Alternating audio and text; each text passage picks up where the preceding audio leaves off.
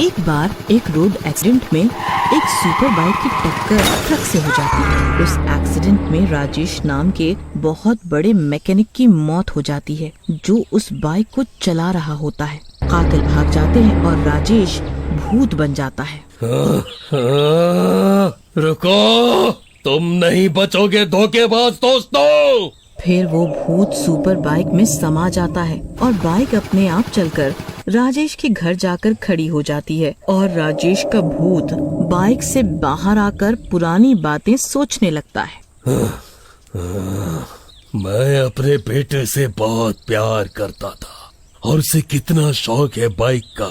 ये super bike मैं अपने बेटे के जन्मदिन पे देना चाहता था, लेकिन फिर राजेश का भूत पुरानी बातें सोचने लगता है। राजा, देखना मेरे बच्चे, तेरे जन्मदिन पर ऐसी सुपर बाइक दूंगा जो कि अभी तक इस दुनिया में किसी के पास नहीं होगी। उसकी इतनी स्पीड होगी कि वो पलक झपकते ही आँखों से गायब हो जाए और सिर्फ तेरी आवाज से ही चले, और जब तू रुकने को बोले तो रुक जाए। सच सच में पापा, क्या ऐसी सुपर बाइक बनाना पॉसिबल है? क्या ऐसी सुपर बाइक बनाई जा सकती है? बनाई जा सकती है क्या बेटा? मैं ऐसी सुपर बाइक पर काम कर रहा हूँ और जल्दी ही मैं ऐसी सुपर बाइक बना लूंगा, तुम देखना। तभी वहाँ राजेश की बीवी सपना आ जाती है। अरे वाह, क्या बात है, आज बाप बेटी में बहुत प्यार सी बातें हो रही है। क्या बात है? कुछ नहीं, मेरे और मेरे बेटे के बीच का सीक्रेट जब हो जाएगा तो हम दोनों बता देंगे। क्यों राजा? जी पिताजी। अच्छा चलो, ये सीक्रेट विक्रेट छोड़ो, रोटी खा लो, मुझे और भी काम है। तुम लोगों की तरह वेली नहीं हूँ मैं। इसके बाद तीनों खाना खाने चले जाते हैं। अगली सुबह राजेश अपने गैराज में अपनी सुपर बाइक पर काम कर रहा होता है कि तभी उसके दो दोस्त विट्ठल और सलीम लंगड़ा आते हैं। क्यों राजेश भाई, यह खटारा ठीक नहीं हुई क्या? क्या गैराज का काम छोड़ के इस खटारा की मरम्मत में लगे हुए हो? क्या लंगड़े, ये तो वही बात हो गई, बंदर क्या जाने अदरक का स्वाद। अरे मैं एक सुपर बाइक बना रहा हूँ जो इस दुनिया की सबसे तेज बाइक होगी और वो भी आवाज से चलेगी। ये बाइक बनने के बाद मुझे अपने राजा को गिफ्ट देनी है, उसे उसके जन्मदिन पर, समझा? क्या राजेश भाई, सुबह से हम ही मिले क्या जो लग गए फेंकने में? मैं फेंक नहीं रहा, बस थोड़ा सा काम बाकी है, बस फिर देखना तुम। इसके बाद विट्ठल और सलीम लंगड़ा वहाँ से चले जाते हैं, लेकिन उनके दिमाग में राजेश की कही हुई बात घूमती रहती है। अरे सलीम, एक बात बता, क्या ऐसी सुपर बाइक बन सकती है जैसे कि राजेश बोल रहा था? हाय, बन तो सकती है, वैसे भी राजेश को मैं जितना जानता हूँ वो हवा में बात नहीं करता। अगर उसने ऐसा कर दिया तो वो बहुत अमीर हो जाएगा और उसके दोस्त होने की वजह से अपना भी थोड़ा नाम हो जाएगा। क्या घंटा अमीर हो जाएगा? वो तो बाइक अपने बेटे राजा को गिफ्ट देने को कह रहा है। अगर वो ऐसा करेगा तो जो पैसा हम कमा सकते हैं वो मौका भी जाएगा हाथ से, क्योंकि ये राजेश फार्मूला और बनाने का तरीका तो देगा नहीं किसी को। उसके बाद दोनों सलीम और विट्ठल योजना बनाते हैं कि राजेश को मार दिया जाए और सुपर बाइक बनाने का फॉर्मूला चोरी करके किसी को बेच दिया जाए ताकि दोनों अमीर बन जाएं। इसी कारण दोनों राजेश को ट्रक से टक्कर मार देते हैं। राजेश के मरते ही उसकी तलाशी लेते हैं, लेकिन उन्हें कुछ भी नहीं मिलता। उसके बाद दोनों वहाँ से भाग जाते हैं और राजेश भूत बन जाता है। तुम दोनों ने मुझे मार दिया, अब मैं तुम दोनों धोखेबाज दोस्तों को नहीं छोड़ूंगा। राजेश ये सोच ही रहा होता है कि वहाँ पुलिस राजेश की लाश लेकर आती है। लाश को देखकर राजा और सपना बहुत रोते हैं। राजा बेटे, हमें एक्सीडेंट वाली जगह से ये लाश मिली है। तुम्हारे पिताजी बाइक चला रहे थे, लोगों ने हमें बताया, लेकिन हैरानी की बात है कि ये बाइक यहाँ कैसे आ गई? एक्सीडेंट हुआ लेकिन इस बाइक को कुछ नहीं हुआ।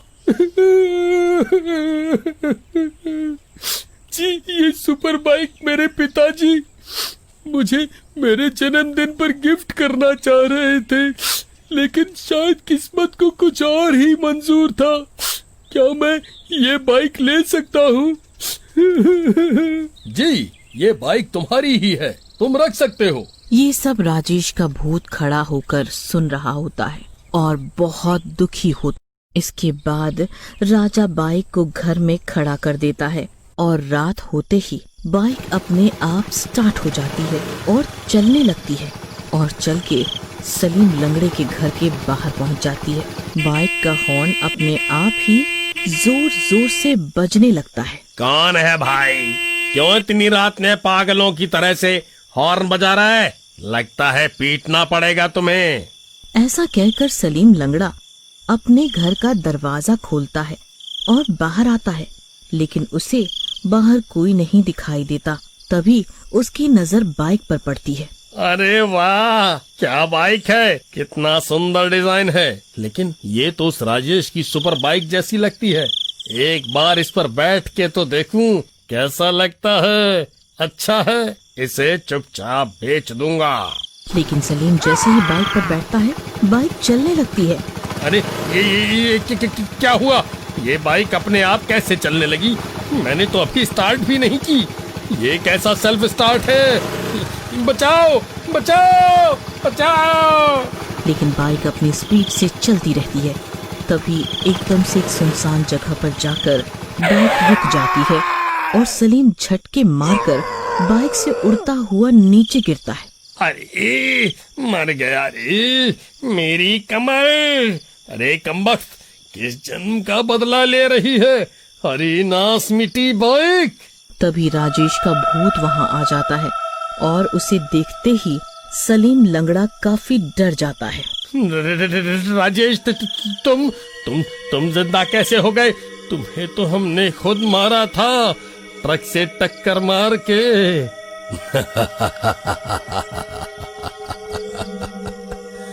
क्यों डर गया सलीम लंगड़े? तभी राजेश का भूत एकदम डरावना हो जाता है और सलीम लंगड़े की गर्दन उखाड़ देता है और उसके बाद वो बाइक सलीम लंगड़े के शरीर के ऊपर से होके चली जाती है।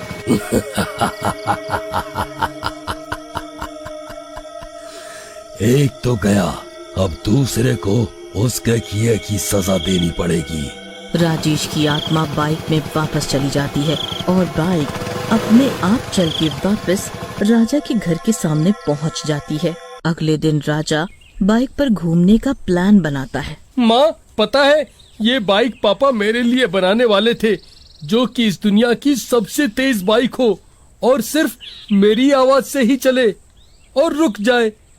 क्यों ना आज इस पर चला जाए, पापा की आत्मा को अच्छा लगेगा। ठीक है बेटा, जैसा तू चाहे। उसके बाद सपना और राजा उस बाइक पर घूमने चले जाते हैं। राजेश की आत्मा, जो कि उस बाइक में होती है, रोने लगती है। उधर धीरे धीरे उस सुपर बाइक के बारे में पूरे गांव को पता चल जाता है। सब तरफ उस बाइक के चर्चे होने लगते हैं। अरे पता है क्या, सुपर बाइक है राजा के पास। काश ऐसी बाइक मेरे पास होती तो मैं लड़कियों की लाइन लगा देता आगे पीछे। उधर उस बाइक के चर्चे सुनकर विट्ठल को राजेश की बात याद आती है और वो सोचता है, हो न हो, ये वही सुपर बाइक है जो इस राजा का बाप बनाना चाहता था।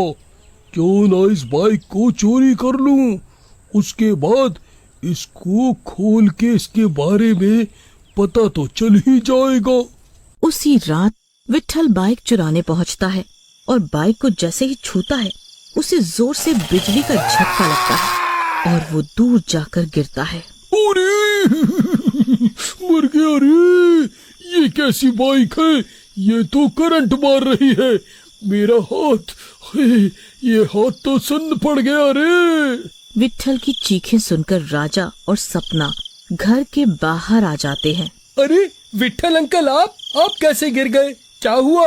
तभी राजेश की आत्मा बाइक से बाहर आ जाती है। उसे देख के तीनों हैरान हो जाते हैं। तुम राजेश, तुम जिंदा कैसे हो? तुम्हें तो हमने ट्रक से कुचल कर मार डाला था। जिंदा कैसे? दोस्त, ये मेरी आत्मा है जो तुम्हारे किए का इंसाफ करने आई है। ये बाइक चाहिए थी ना, इसी के कारण मारा था ना मुझे। ऐसा कहकर राजेश की आत्मा उस बाइक में समा जाती है। उस बाइक में हैंडल की जगह राजेश की डरावनी शक्ल दिखने लगती है और फिर बाइक विट्ठल के ऊपर चढ़ जाती है। मुझे माफ कर दे राजेश, गलती हो गई, माफ कर दो मुझे। माफ कर दूं तुझे? तूने तो अपने लालच में मेरा पूरा परिवार ही खत्म कर दिया।